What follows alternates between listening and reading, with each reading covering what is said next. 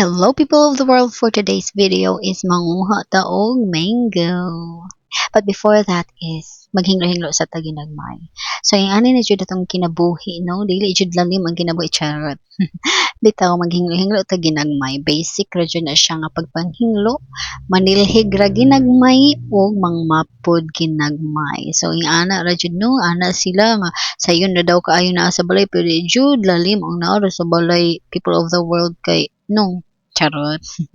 Bitaw. Pero akong igsuon, akong gibigap-bigapan niya. Wa siya ganahi kay di mo buko kabal mo butang sa piloka. Pero akong lulog-lula nang higda sila sayo kay kaulanon man.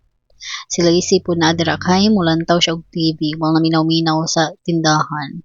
Dayon, si Madam, nagluto bugog itlog si Madam. Times sa. Before nato tiwason ang video, people of the world, palihog ko og follow ani nga page. May na lang ba ma-inspire taghimo og more videos? Char. Thank So, unsa ba yung gipaabot? If you're not a follower yet and you happen to see this video, please give it a follow. Thank you sa mga to.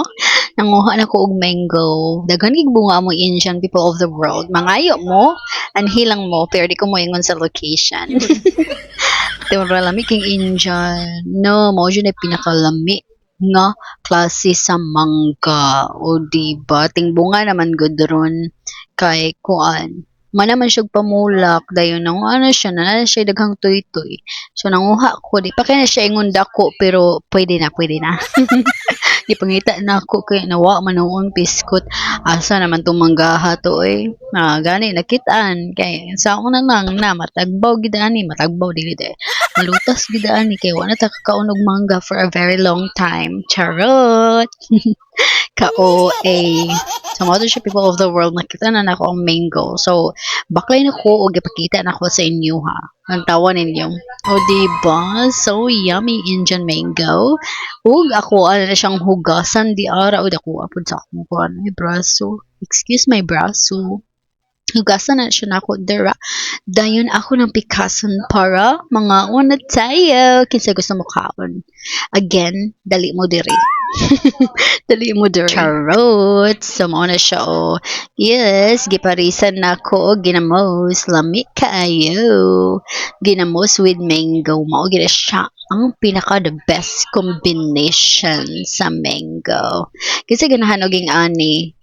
So, manguto siya, kaulanon na po, balik. Lain kayo ang panahon ay kay sungugan kayo, no? Kay, kanang, sa tawagan ni, kanang manghay-hay ka, pagkahuman, kaulanon, imong kaon mong hinay-hay, pagkaon, init, na. Tarong pa na. So, mga to pagkahapon na na malit may isda, may ganin, aning isda, masan isda, karaw man siguro na.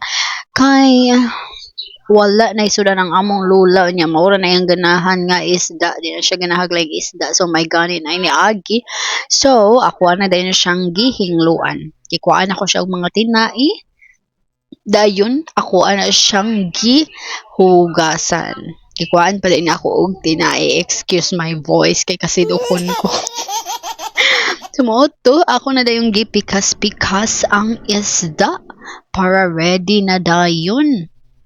So, mauto. Gipikas na po nako ang another isda. O, diba? Mura jud kong mamaligya ay og isda. Bagay ra ba?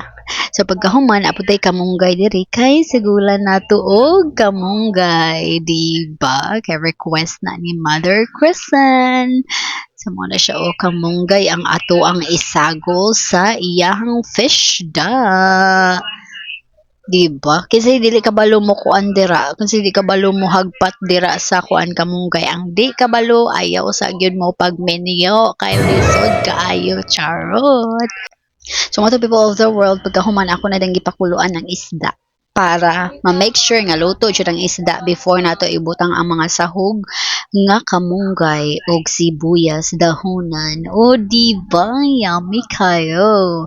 Muna siyang pinaka-healthy nga food nga atong makaon karong panahon na ouch sakita sa kong tiil sige bye bye na thank you for watching